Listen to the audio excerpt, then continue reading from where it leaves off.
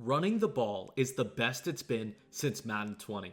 And with these 3 tips, you'll be ready to dominate your opponents without ever having to put the ball in the air again. Tip number 1 is utilizing RPOs in the run game because they're super overpowered this year. The first reason you need to be using RPOs is because they disable adaptive AI. This means you can run the same RPO every single play and the defense will not perform any better as you repetitively run it. RPOs also actually pancake your opponent whenever they have 4 or less blitzers. Since RPOs are by far the most overpowered thing in the game right now, I'm going to quickly show you the logic behind them and what makes them work and what prevents them from working so you know exactly when to call them when playing online.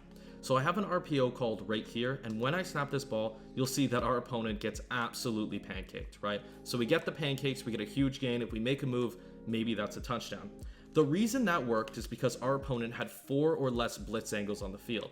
In this case, he had 1, 2, 3 blitz angles. Now contains count as blitz angles, that's just small note, right? So in this case, there's 3 blitz angles. If they were to send one more person and make it 4 blitz angles, we'd still be able to pancake them. You'd see we're still getting the pancake and we're still getting a huge gain. So in essence, if our opponent sends 4 or less or has 4 or less blitz angles on the field, then we're gonna be able to pancake them really easy. So 4 or less, so if they have 4 blitz angles here, they're gonna get pancaked. But if they were to have 5 blitz angles, right? Doesn't matter if they user it, a blitz angle is a blitz angle. We're just gonna run this ball and you'll see we do get some great blocks, but we don't get those pancakes. So in order to get those pancakes that we're so accustomed to, that are so dominant, our opponent must have 4 or less blitz angles on the field. And because of that, or because of the coverage meta in the game, that will happen a lot of the time. The third reason you need to be using RPOs is because they give you a pass option. So if your opponent over pursues the run, you can quickly throw it to your pass option for a huge gain. Now, if you're enjoying the video so far, chances are you'd love the exclusive content on victoryformation.gg. We currently have my entire Steelers/tight doubles offense and 10 game-changing tips in the laboratory. Just 2 of these tips in the lab showcase a crazy 4-man disengage defense and an insane run defense for the RPO stretch meta. Unlock everything for only $9.95 and take an additional 15% off your first month or first year with code SWOLO. I'd like to call tip number 2 abusing the adaptive AI mechanic, because that's what it feels like we're doing. Now, once again, adaptive AI is when the opponent's defense plays better and better towards your run as you keep running it. Now, not everyone has RPOs in their favorite offense, so you might want to be able to use regular runs without having to worry about the adaptive AI mechanic. Now, in the most recent update, EA basically said you must have at least as many defensive linemen and linebackers as your opponent has offensive linemen and tight ends. So now let me show you exactly how you can use this new change to your advantage. Now let's talk about how we can abuse adaptive AI. So as you know, it's linebackers plus D linemen versus offensive linemen plus tight ends. So in this case, if I'm in tight doubles, you can see that I have 5 offensive linemen and 1 tight end for a total of 6. And in dollar, there are 2 linebackers, and if I sub in a safety, they don't count as linebackers. That's important to note for online, right? So I have 5. So I have 3 defensive linemen, 1, 2, 3, and then 2 linebackers. And because in tight doubles, or in pretty much any shotgun formation, I have 5 offensive linemen and 1 tight end, that's 6. And then in dollar, they can have a maximum of 2 linebackers and 3 defensive linemen, that's a total of 5. They will never be able to adaptive AI in a dollar or even a dime set, because the maximum amount of linebackers or D linemen that they'll have is 5, and pretty much every formation in the game has at least 1 running back and 1 tight end, plus our 5 offensive linemen, unless you're in a 4 receiver set or something like that in 5 wide, which you're not really running the ball anyway. The thing that I want to talk about though is, let's say they're in nickel normal, for example, and they have 4 defensive linemen plus 2 linebackers, right? So this is a total of 6. If they put a safety in, then it would be a total of 5. But let's just say they have these 2 linebackers, and you don't want to get adaptive AI because you only have 5, right? So in this case, what you could do is put another tight end in. So now we have 2 tight ends and 5 offensive linemen, and when I run HB quick pace over and over and over again, I won't get adaptive AI because the number of offensive linemen plus tight ends is equal to 7. I might have said 6 there, my apologies.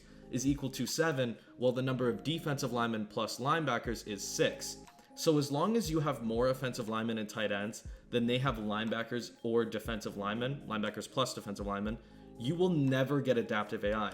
So let's say I'm calling out nickel normal cover 3, right? I could run this play once. You could see we get a sizable gain. The defense does not react to it super well because it's the first time we're running it. If I run it again, you could see the defense does not react to it again. So as you can see, they're not adapting so far. And this is on all Madden difficulty, so they should be adapting, right? And once again, you could see, didn't adapt. We're getting another huge gain, right? It's super easy, right? And you could see that they're not adapting to this run. I'll run it again for a 4th time. As you can see, boom, boom, and we're out, right? They are not, he got a shed there, but they're still not adapting. And that's how we can take advantage of that, right? But if our opponent decides, okay, so in nickel sets, I can get a maximum of 6. In dime sets and stuff, I can get a maximum of 5, right? So 5, you're pretty much never going to be able to adaptive AI on defense. And in nickel, if they put in 1 tight end or they just are running a 2 tight end set, you won't be able to adaptive AI, right? But let's say they want to get crazy and they run, let's say, 3-4 bear. Now, 3-4 bear in this case has a total of 7, right? So they have the 3 defensive linemen and they have the 4 linebackers, right? So this, in theory, would be able to adaptive AI a ton of formations.